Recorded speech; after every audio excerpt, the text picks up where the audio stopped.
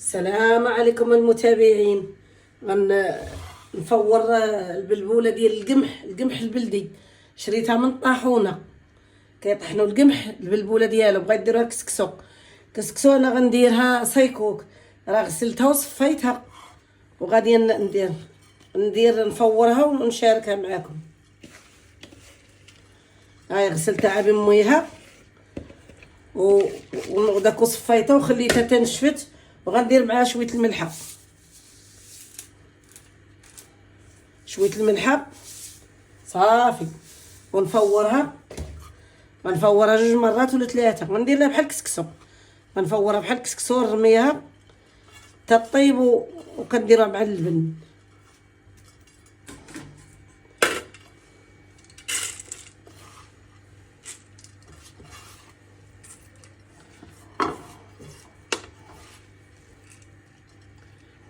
تبغي تغسل وتبقى تنشف. كتفور بحال البلبوله ديال الشعير. هذه البلبوله ديال القمح ماشي ديال الشعير، ديال القمح. ها هي ملي غادا تفور غادي نعاودها ونردها طيب ونعاودها صافي عاد نقدموها. البلبوله عندنا فورتها درت الاولى، هذه الثانيه، وغنعاود الثالثه صافي نخليها لسايكوك. هاد الليبيله ديالنا طابت.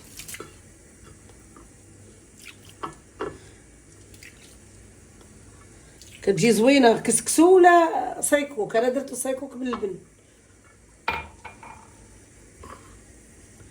دابا راه فورت الفوره الاولى وهذه الثانيه وباقا الثالثه.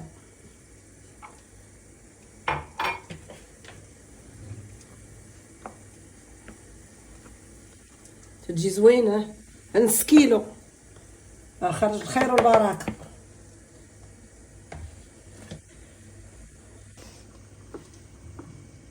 بقات الفوره الاخرى الثالثه وغنقدمها معاكم ونقدموها باللبن.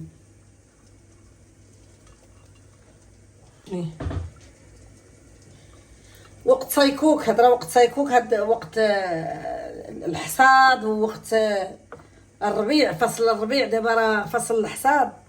هادي اللي كانوا يديروا جداواتنا بكري، كانوا يديروا لنا سايكوك باللبن او تيلحقوا الحصاده تيفوروه ديال البلبوله ولا ديال الذره.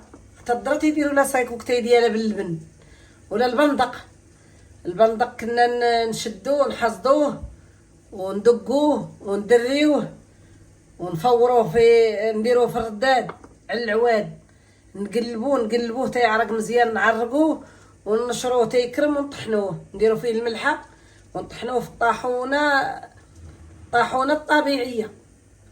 وملي نطحنوه نغربلو البلبوله بوحدها والدقيق بوحدو. الدقيق كنخلطوه نديروه زميته باللبن، والبندق نفوروه على لحم الراس وعلى لحم الغلميد تيجي زوين. اي لحم كان واخا تفوروه على الخضره كيجي زوين ويجي بنين.